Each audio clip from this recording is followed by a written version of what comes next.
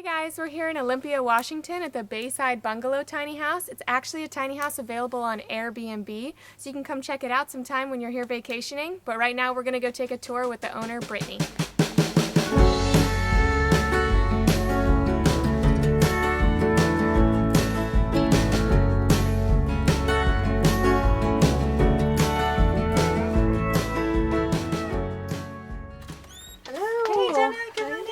Thank you. Wow. So I've seen a lot of pictures of this one online, and we actually took a little bit of inspiration from you. So I'm really excited to be here and to actually be inside of the Bayside Bungalow. Glad to have you here. I built this house about 6 years ago with a set of plans from Tumbleweed, and I lived in the house after I built it for about 2 years. I loved it. It's a great spot right on the water. It's in my parents' yard. They're gracious enough to give me a place to park the house. While I was building the house, I met my boyfriend, and we're still together, and we just decided that this was a little too small for the both of us right now, and so now I've opened it up as a vacation rental on Airbnb. I have a guest book that people sign, and I really just enjoy coming back and just reading through the guest book every once in a while.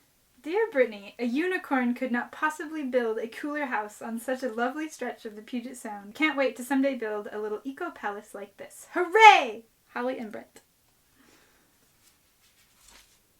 A good quantity of folks that stay here afterwards have sent me photos of their build, have started to actually buy a trailer and build the house. So, I think it's, I'm really privileged to be able to share this house with others and hopefully inspire some folks to live tiny.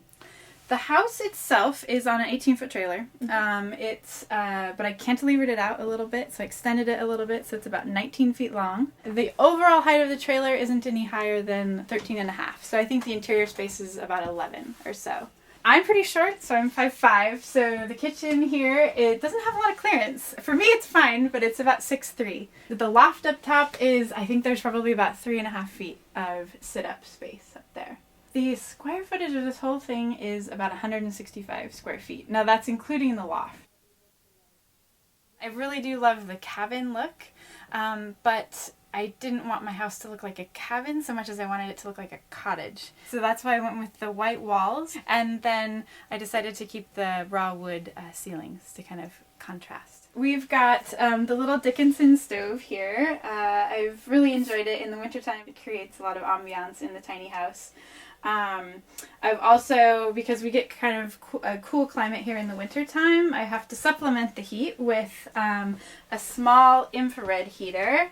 You can see it down there. It's really, really tiny, but as a secondary heat source along with the Dickinson, it works really, really well. So in a Washington climate, you kind of need both? Yeah. Alright, so we talked about the other two heaters that I had, but I also have a third heater, if you can believe it. It doesn't get that cold in the winter here. We get below freezing, I would say for a couple of weeks out of the year. But I was kind of experimenting with different style of heat. So we had the propane Dickinson stove, the infrared small heater, and then this is the NV heater, and this is a convection heater. So there's no moving parts. It draws about 430 watts, I think, which is something I was really trying to be cognizant of, how much electricity my heaters were using. And I would say definitely all three heaters combined in the wintertime is probably too much. But between the NV and the infrared heater, I was kind of trying to do a case study to see which worked best.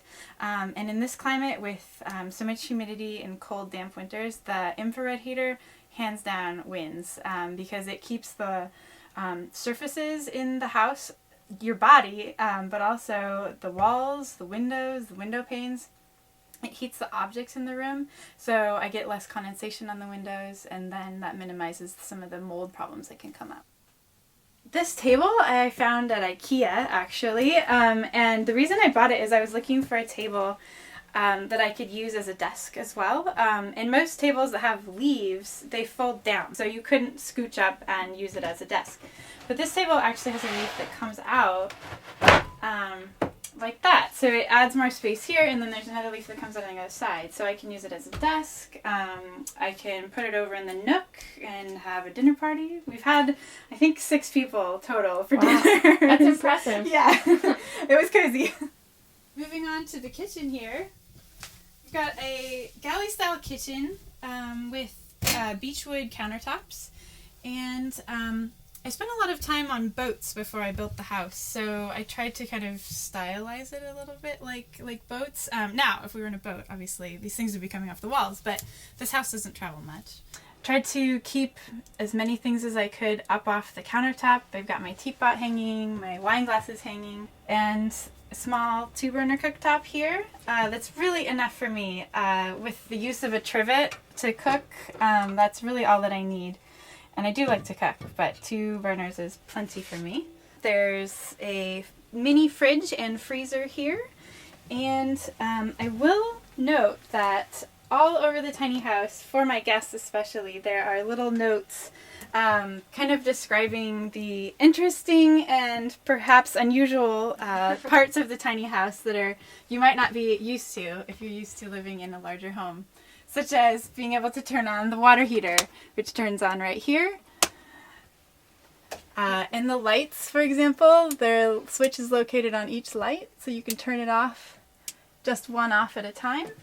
The highlight of the kitchen is the sink. I had the opportunity to travel to Mexico while I was building the little house. I had visited Dee Williams' home, and really I saw the beautiful sink that she has in her tiny house, and really wanted a kind of a visual point in the tiny house that would draw a lot of color and just be a focal point of the house. And so I found this in a ceramics market, and it was $30. Carried it home with me on the plane as my carry-on, and managed to not break it, and here it is in the tiny house. So down below the sink here, there is a kind of a storage area, but just a 6-gallon RV water heater. And it's so small it takes about 20 minutes to heat up, and I sort of use it as if it were an on-demand water heater. I turn it off at night. In the morning when I wake up, I turn it back on, drink my coffee, and 20 minutes later I'm ready to take a shower. So we have a small RV size shower. It's 24 inches by 32 inches. You supply biodegradable soaps, correct? I do, yes, because we're working on a gray water system here, so the soaps are all, like you said, biodegradable and earth-friendly. Here we have the compost toilet. It's a self-built composting toilet. I built this box to be as small as possible, kind of tucked away in the corner.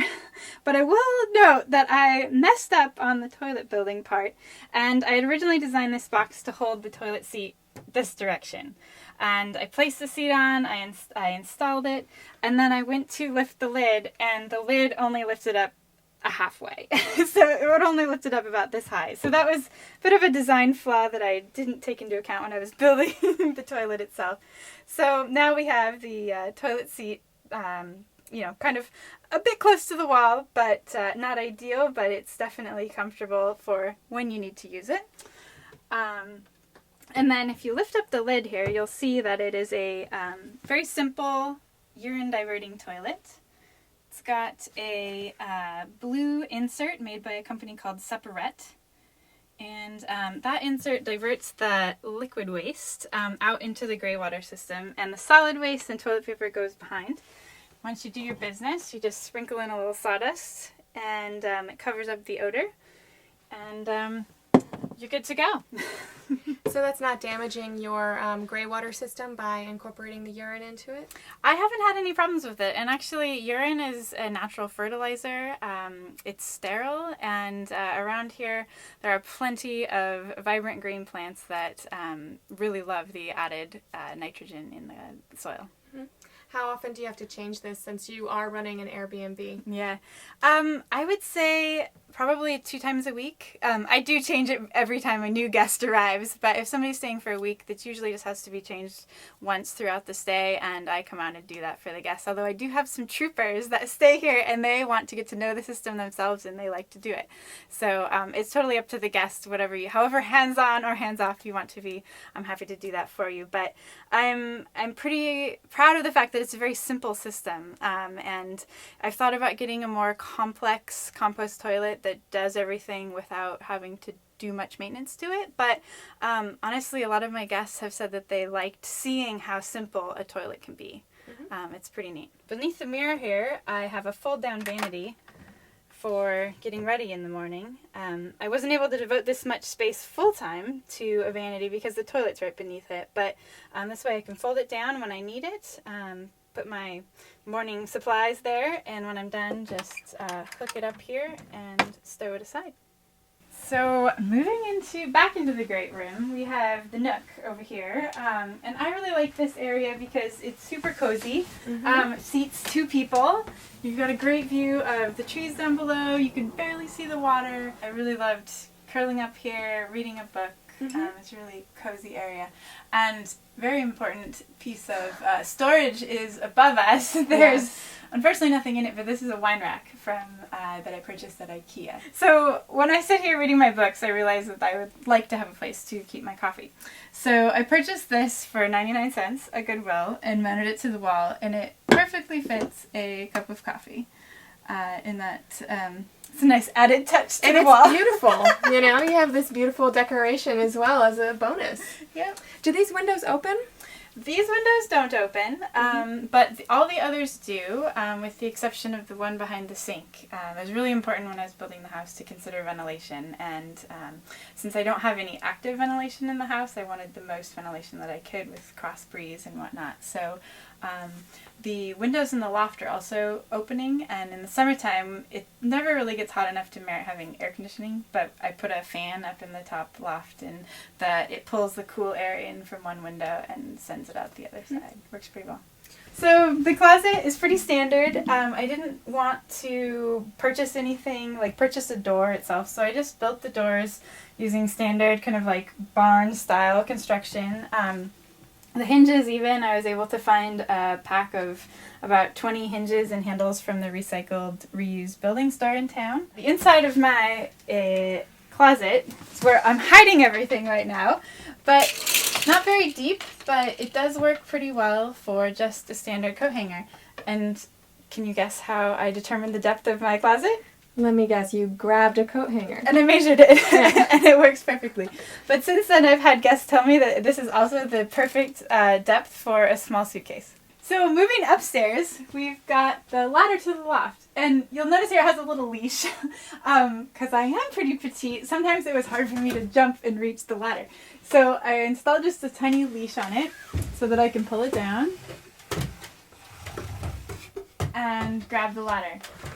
The one thing about having a simple A-frame roof is that you don't have a lot of space, especially for 2 people to sit up in bed at once, which is why now with the dormers being more popular in tiny houses, I think if I were to build another one, I'd probably go the dormer route. Go the dormer route? Yeah. But look, we have 2 people sitting up in bed right now, so I think your theory is... It works. It totally works. You can make anything work. So tell me about the skylight. Yeah, so I had visited Dee Williams' house before I built this one, and she has a skylight very similar to this, right above kind of where your face is in the bed. And I really wanted that for bird watching and for stargazing, because we do live out here away from town, and it's a really great opportunity for watching shooting stars. However, because the skylight is right above your face when you're sleeping, sometimes you want some privacy or to sleep in past when the sun comes up. So there's a little blind that can be hooked right there and gives you a little bit of privacy and, blocks the light if you want to sleep in. It's dark enough. We could take a nap. Why don't we take a nap? So one thing we didn't talk about is your door, which I love. So please tell me how you came up with this. I searched on Craigslist for about a month for a door that was 24 inches wide, and finally I hit the jackpot. This door was being sold by a carpenter about an hour away, and he had pulled it out of an old sauna. And so it had just this standard kind of flimsy frame around it, but it does have a double pane window, cedar surround, and all it had on it was just a pull handle. So I took it to a door shop, and they had to cut down the length a little bit and install an exterior frame and jamb around it, and then they put on the doorknob for me.